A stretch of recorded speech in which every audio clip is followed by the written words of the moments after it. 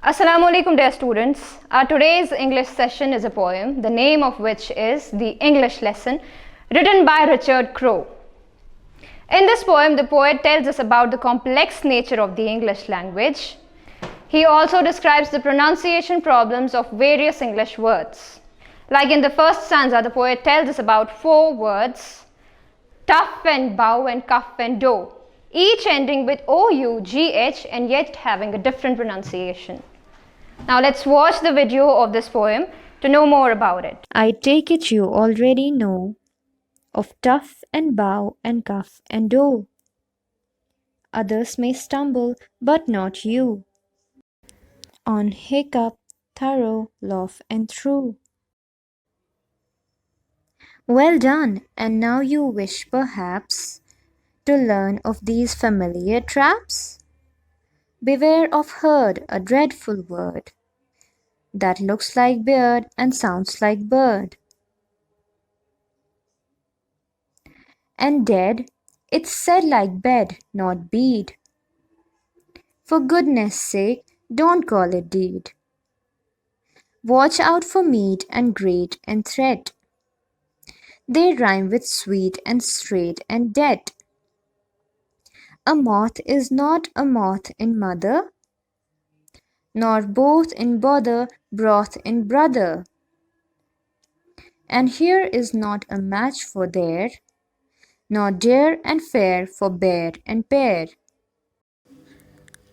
And then there's does and rows and loos. Just look them up and goose and choose. And cock and work and card and ward. And font and front and word and sword. And do and go and thwart and cart. Come, come, I've hardly made a start. A dreadful language, man alive.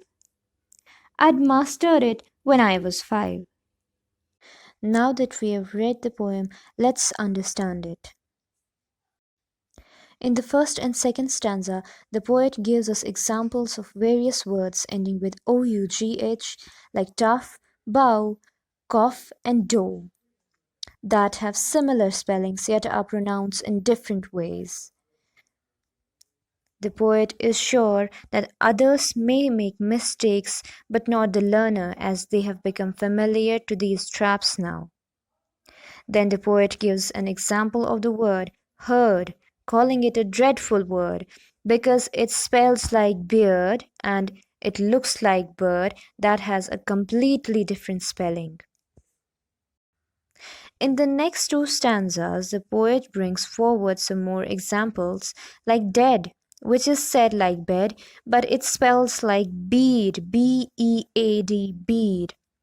The poet in many ways highlights the confusing aspects of the words like moth in mother, broth in brother, that look same but are pronounced differently. Similarly, the spellings of dear and fair, being similar, produce different sounds.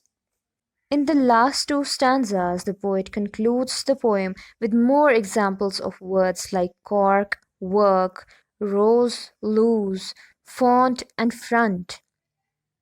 So the poet wants to say that English can be a very difficult and confusing language to master. The expression man alive in literal sense means a living and breathing person. But in English, it's used as an expression to show how surprised a person is. The poet ends the poem saying sarcastically that no one in their right mind will ever be able to understand English because it's such a confusing and strange language with a lot of complexities. So I hope that you have enjoyed and understood the poem. And let me tell you one more thing about it. The poem has been penned down with the intention to show the complex nature of the English language, and while doing so, the poet makes us laugh and gives the poem a humoristic touch. With this, I end today's English learning lesson. If you have any questions or you have any queries, you can text me on my email ID, which is ufaq.banday@kashmirharvard.org. I hope to see you next time. Till then, Allah Hafiz.